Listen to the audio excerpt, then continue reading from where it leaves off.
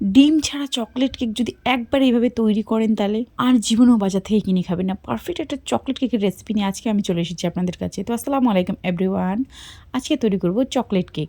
সর্বপ্রথম এখানে নিয়েছি হাফ কাপ টক দই, তারপরে দিয়ে দিচ্ছি হাফ কাপ পাউডার সুগার। এখানে আমি চিনিটাকে গুঁড়ো করে নিয়েছি মিক্সারে।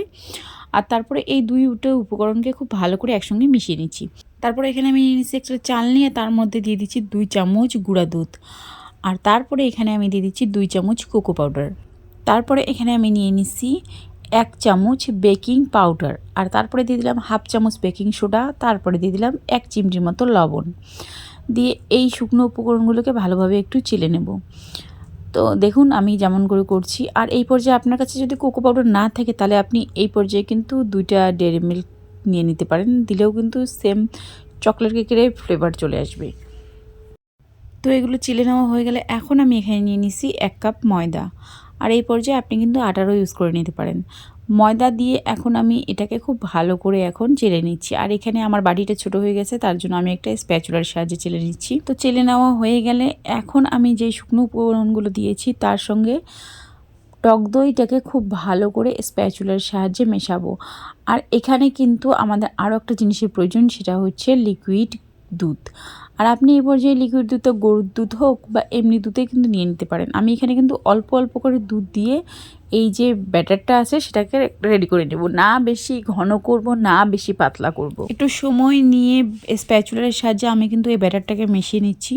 মিশিয়ে নেওয়ার কাজটা আপনিও কিন্তু একটু ধৈর্য সহকারে করবেন, যেহেতু এখানে বেকিং পাউডার, বেকিং সোডা, তারপরে দুধ টুধ হাবিজাবি অনেক কিছুই গেছে, সেগুলো কিন্তু একসঙ্গে মেশানোটা খুব বেশি জরুরি।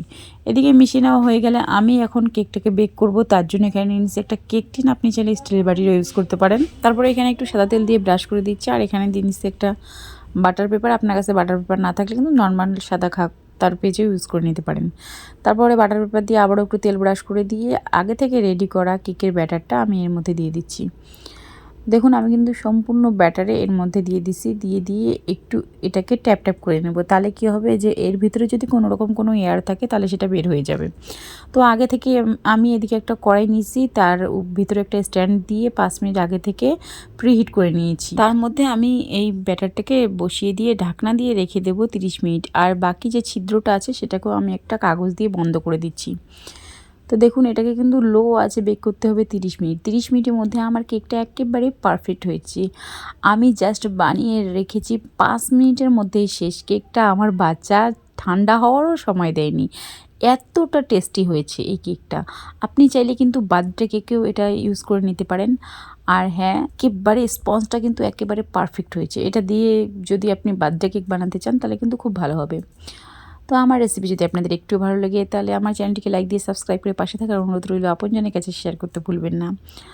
আর আমার রেসিপি সম্পর্কে আপনাদের কোনো প্রশ্ন থাকলে অবশ্যই কমেন্ট করতে পারেন, আমি উত্তর দেওয়ার চেষ্টা করব।